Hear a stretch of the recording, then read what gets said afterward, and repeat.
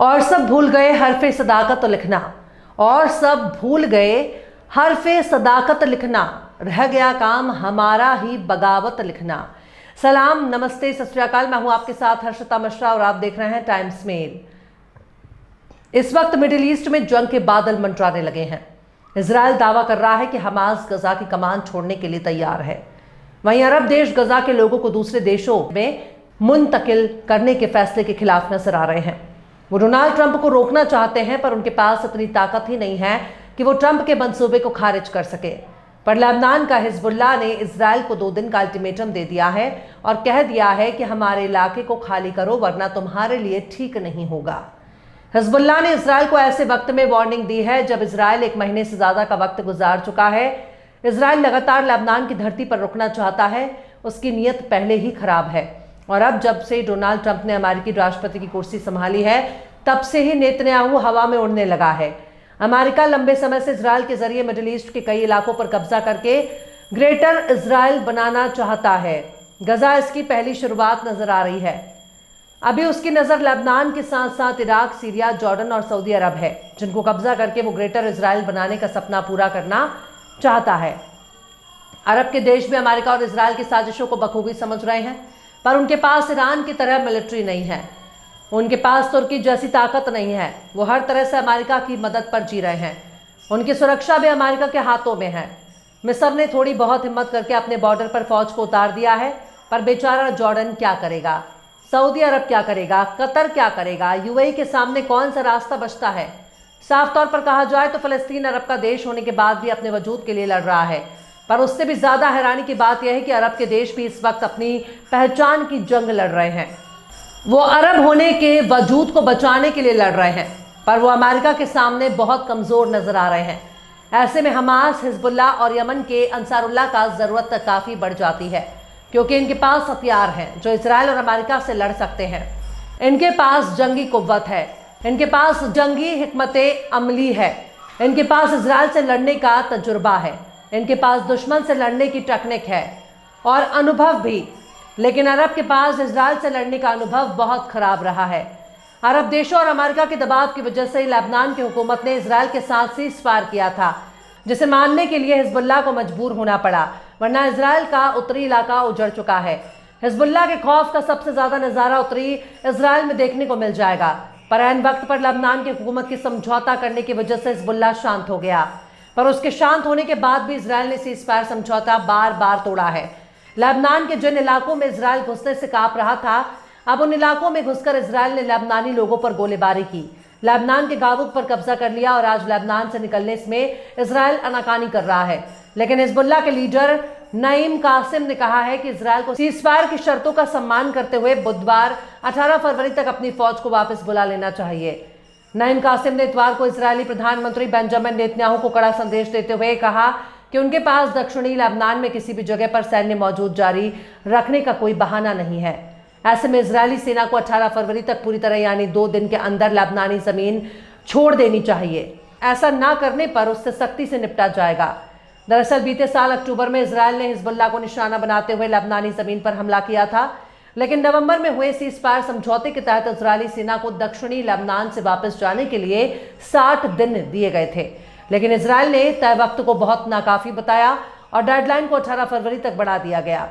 हाल ही में ऐसी रिपोर्ट सामने आई है जिनमें इजराइल ने दक्षिणी लेबनान में 5 जगह अपने सैनिक 18 फरवरी के बाद भी बरकरार रखने की बात कही है।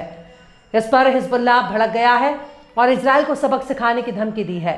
हिजबुल्लाह नेता नईम कासिम ने टीवी भाषण में कहा कि इजराइल को 18 फरवरी को पूरी तरह से वापस जाना ही होगा, उसके पास रुकने का कोई बहाना नहीं बचा है।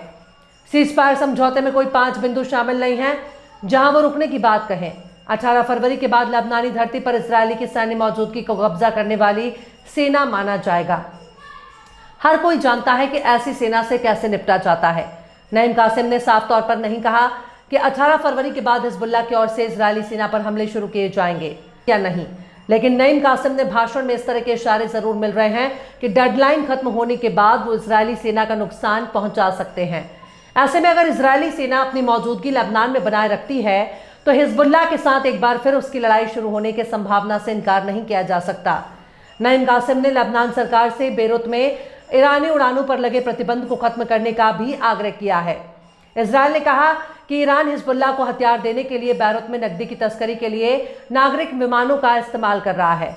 इसके बाद लेबनानी अधिकारियों ने 18 फरवरी तक उड़ानों के उतरने पर प्रतिबंध लगा दिया था।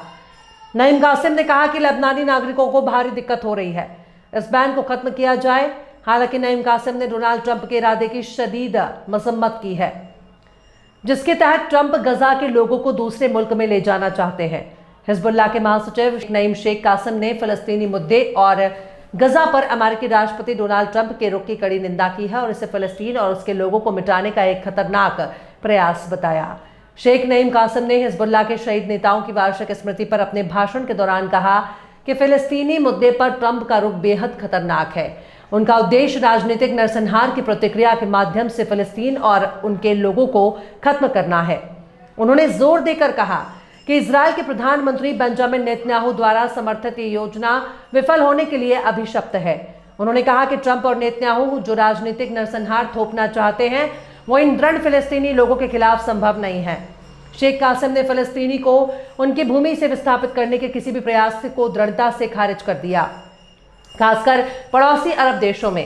उन्होंने कहा कि हम फिलिस्तीनियों के किसी भी विस्थापन की कड़ी निंदा करते हैं और उसे अस्वीकार करते हैं, चाहे वो मिस्र, जॉर्डन या सऊदी अरब में हो।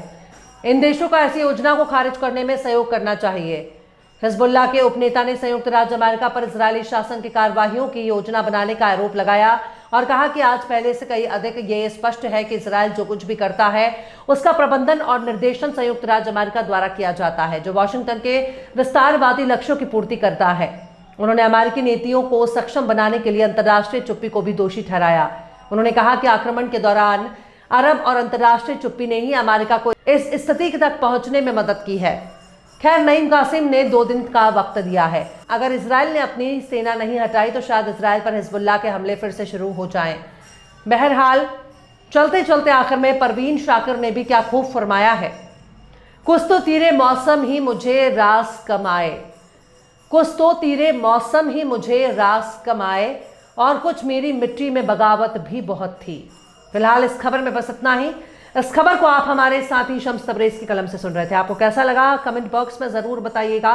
वीडियो पसंद आए तो लाइक करें। हमारे यूट्यूब के वीडियो लिंक को फेसबुक, ट्विटर, व्हाट्सएप पर अपने रिश्तेदार, यार, दोस्तों को भी शेयर करें। और बेबाक, निष्पक्ष, स्वतंत्र पत्रकारिता को सपोर्ट करने के लिए आप हमारे चैनल टाइम्स मेल को ज़रूर से सब्सक्राइब करें। और हाँ, बेल आइकन की घंटी वाली बटन आप ज़रूर से दबा दें ताकि आपको हमारे आने वाले नए वीडियो की नोटिफिकेशन फौरन मिल जाए। फिर मिलता है किसी और वीडियो में एक नई खबर के साथ। हर्षिता मिश्रा को दीजिए इजाज़त। जय हिंद। अगर अभी तक आपने हमारे चैनल टाइम्स मेल को सब्सक्राइब नहीं किया है तो जल्दी से सब्सक्राइब कर दें और बेल आइकन भी प्रेस कर दें।